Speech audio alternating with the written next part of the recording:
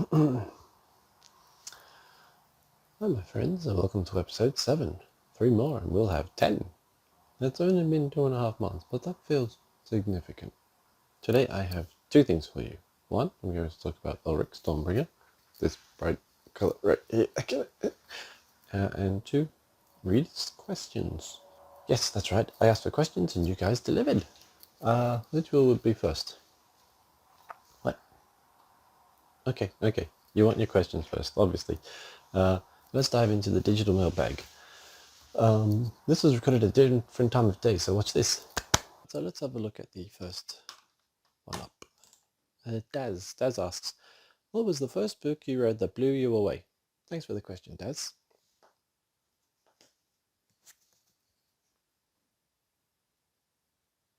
No, it's a joke. It wasn't Gone with the Wind, but what blew you away? The wind? No. The genuine answer. 1984, George Orwell. I was a young, impressionable lad. I was maybe 18. And I'd always heard about it. I didn't have to study it for high school, so I thought I'll give it a try.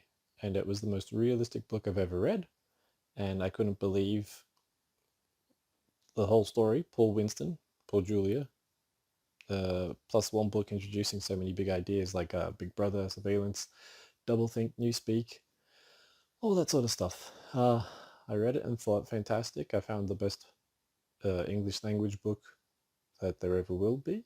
I probably will never beat that, but that's given me something huge to achieve and to reach for.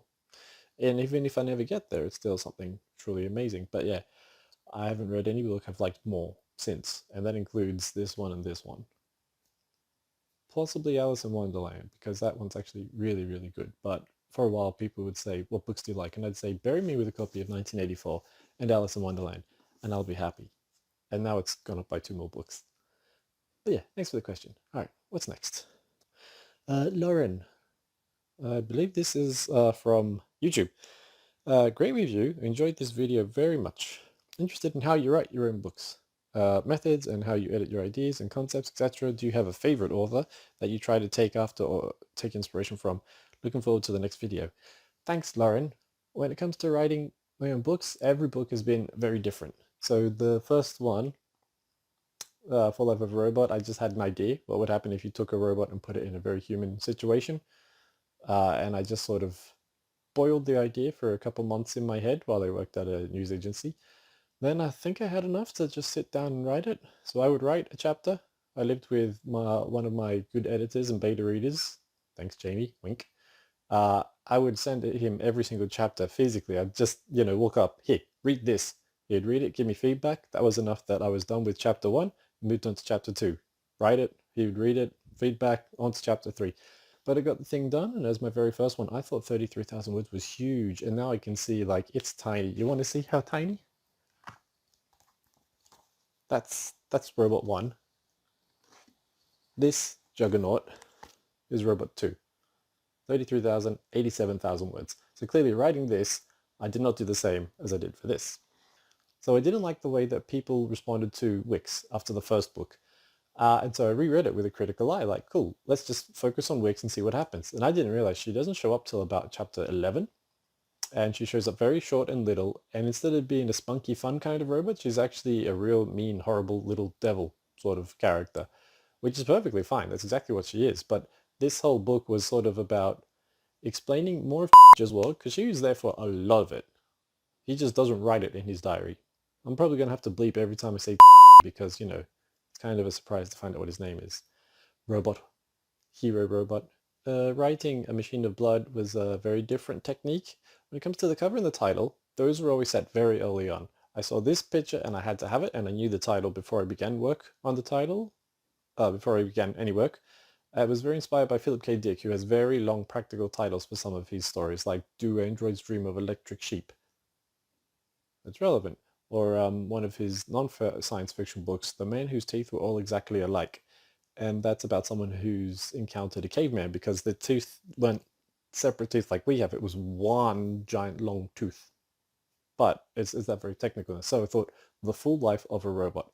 which is a bit of a joke in itself. If you read the book, you'll get to the end and be upset, but then you'll be like, oh, I see what he did there, ha ha. So knowing how Wix was received and just the different styles of writing, the name came first, A Machine of Blood. That sounded fantastic because everyone knows machines are wires and copper and gold and processor chips. So what the hell is a machine of blood? Straight away you're like, well, is it a human, or has someone built blood into these guys? Are these much closer to human than robot? Like, this looks robotic. This is clearly human anatomy. What is it? It also had a slight horror tinge, which I just enjoyed that. People would see it, and a lot of people go, "Wow, what a cover!" There's a strong reaction. It's either "Cool, what is it?" or "That's gross. Stop showing me." When I started writing this one, I sort of wrote what came up to me, and a lot of it I let Wix, the character, tell me what happened, what order it occurred in. And by the end of it, I had so many chapters, and it seemed there was 3 different main areas, which was before she met Robot in the first one, during the time when they met each other, which is basically the part that she wanted to defend herself the most, and then everything after that point. So what happened after his story, but before hers. So it's kind of the third one. So the second book takes time over about 3 years. You've got first year, Wix wakes up. Second year, he pops up and they hang out. Third year, it goes back to both of them and what happens after that point. Then, of course, the third book is going to be Wilt. I don't mind telling you right now, do we have a graphic? Are we going to tease? No, I can tell you the title's Stainless Steel Souls. But that's in the front cover of this book. If you read the to be announced books, it's got all 5 books. So you can go and have a look and see what they're all going to be called. But I'll have I won't have the cover reveal until about June when I start writing it. And even then, I don't know what things will be like this year because busy baby. Yeah.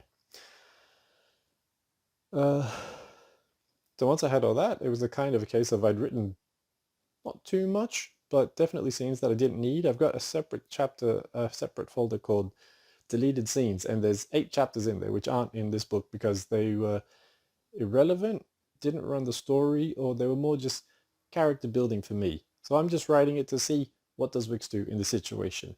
So that's me and her talking to each other, getting to know, like, if I put you here, you'll do this naturally. Okay, so let's use that and write this chapter, which we do need, and I know how you'd react, so I can sort of guide it that way naturally for you. So you do negotiate with your characters. It's very funny. Do I have a favorite author that I try to take after or take inspiration from? Not any one author. There's quite a few that inspire me a lot. Like, I could point to anyone on this wall and tell you how they've affected my writing in some way. Michael Moorcock had a very short, very quick writing technique, which I did try at the start of 2019, I think. And it's basically how to write a story in a week. You'd spend 2 days planning the whole thing, and then the next 3 days writing them all. I managed to write 15,000 words every day for 3 days, and then my hands both fell off. I got better. You can see they're still attached. Otherwise, no one really influences my writing. I had a story idea in mind, and this robot showed up and wouldn't leave me alone until I wrote the story. And I'm like, cool, that's done. Oh wait, here's its friend, and here's a third one. Oh, hang on, and now it's 5 books. So it's very funny that what you intend to write and what you do write are not often the same thing. I'm sure there's people who are more disciplined writers who have an idea, start out and write it, and that's it. And I know there's other people who just sit down and start and just see what comes out. Everybody's different, nobody's correct. Who is your favorite character to write? Well, that was quite easily, happily, totally Wix. She's a lot of fun as a character. She does a lot of things that nobody else would do. She's very brash and rude. One of the beta readers said, I like the character, but I don't think I'd be friends with her in real life. And I'm thinking that's actually exactly what I was going for. Fantastic story, but you don't want to be part of it. Somebody else said she's a bitch, but I like her. So that's exactly what I was going for. Enjoyable, not particularly personally likable, compared to over here. Stuff shirt, weird, odd, but like honestly trying really hard to do their best. Just as in your face. Thank you, Patrice. Alright, and back to the daytime version of the show. On to Stormbringer. Stormbringer is the book I was reading in September of 2020 but it was so exciting. I actually read it in February of 2020 because I just couldn't wait. I'd heard so much about it. I said Stormbringer was like the opposite end of Lord of the Rings in terms of fantasy. Lord of the Rings is this epic long story. You know a lot about the characters, you know everything about the world. Elric was written in the sword and sorcery style of fantasy. Also, today would be called heroic fantasy. And it's much quicker and faster, and it's a lot more. I was surprised at how entertaining it still was. It sounds like it might be quick and cheap and fast, but that's only talking about the method of production. Books like this would be written piece by piece every month and printed on what was called pulp paper, which is just cheap paper just to print magazines and send them out. I have one somewhere here. Here's a modern day pulp publication. It's analog, it's science fiction. There's a few out there. The paper's cheap, ready. This won't survive long, but it's full of books by writers, new stuff, that sort of a thing. So Sword and Sorcery used to be written in this style for quick publication, whatever. The popular people would manage to sell all their story, get about 10 pieces, put them all together and make an actual novel. That's what's happened here with Michael Moorcock. The Elric saga has about 5 or 6 books, but a lot of people start with Stormbringer. It's the last story in the whole actual thing. So, who are they? What is it? Elric is a not quite human, kind of elfish, pale guy. He's the first pale guy. This was written in the 60s, so anything you've read that sounds like this, he came first. Pale white skin because he's a bit of an albino, dead red eyes, huge big black sword named Stormbringer, which is actually possessed by a demon. And they're codependent. They need each other. Elric has insufficient blood, so if he doesn't have the sword or drugs or something to pump him up, he will actually just wither away and die very naturally on his own. Stormbringer will feed him the souls of his defeated enemies, but Stormbringer needs someone who can wield it. Otherwise, it kills whoever holds it, and then it gets, kind of left behind. So that's an interesting tension between the main characters there. So yeah, Stormbringer is the last book in its series. It's where I started. It's what I suggest you do too. Sees the story come to its thrilling end, but it still was the funnest fantasy ride I've ever been on. I thought that the grandeur and wonderfulness of Lord of the Rings was a wonderful, delightful trip down memory lane, but it did take a whole year to read through, and 3 definitely thick books. And then there's a lot of stories going on all the time, and I mean, even if you watch them, read them, writing them. So it was good to have something that started, presented the problem, and then tore it to pieces real quick and easy and actually finished. Just getting a story to completion was actually really satisfying. And I realized why people enjoy shorter books in great numbers, because you get the story, it rolls out, that's it. If you want a bigger, longer experience, there's plenty of options. So I think having the shortest and longest of something is actually really, really good. So if you like short fiction, definitely Stormbringer. If you like long fiction, Lord of the Rings. If you like anything else in the middle, like Harry Potter's in the middle. So we all know about magic and fireballs and stuff like that, but Michael Moorcock, who wrote Stormbringer, took it all and twisted it into his own style and makes it really fun. The first part of the book is all backstory, because it's everyone becoming involved in the war, and this great war that's going to take over the whole world. I didn't remember it being as boring the first time, but rereading it now, I'm like, I would suggest people actually kind of read it lightly or skim it. Be prepared to just shoot through the first part. From the second onwards, when he actually starts to fight the agents of chaos, that's when it really picks up. And Moorcock didn't head towards the classic good versus evil. That sort of was done. His themes looked at chaos versus law. So with too much chaos, everything eats itself and there's nothing. With too much law, there's rules set in so tightly, nothing can move and everything freezes in place eventually. So again, you need that balance. Not too much law, not too much chaos.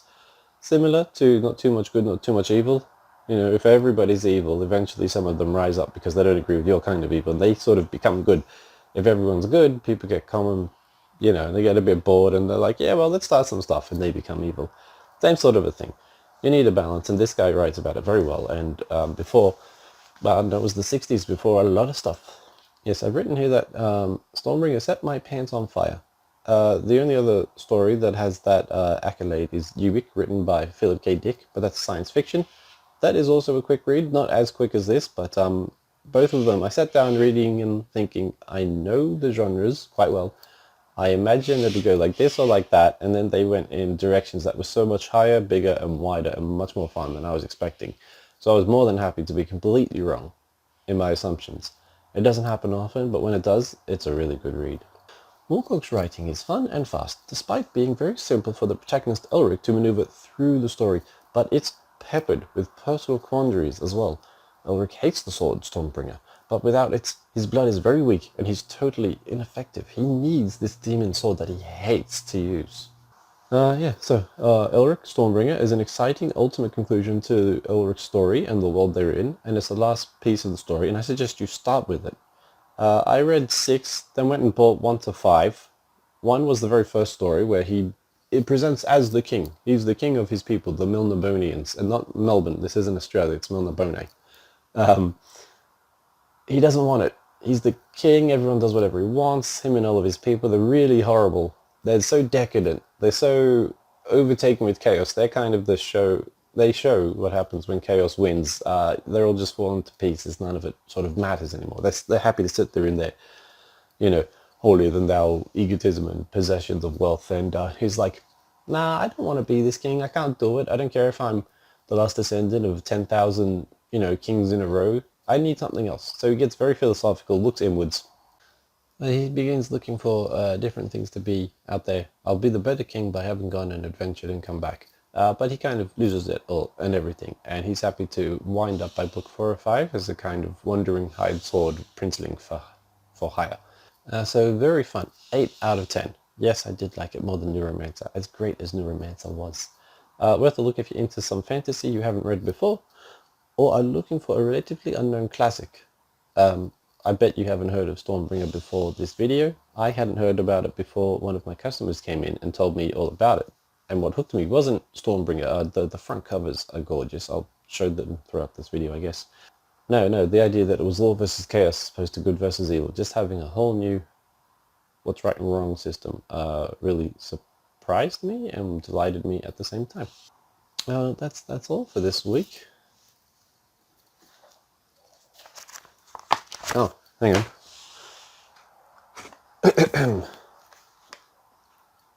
Hi, I'm Moriarty. What are you reading?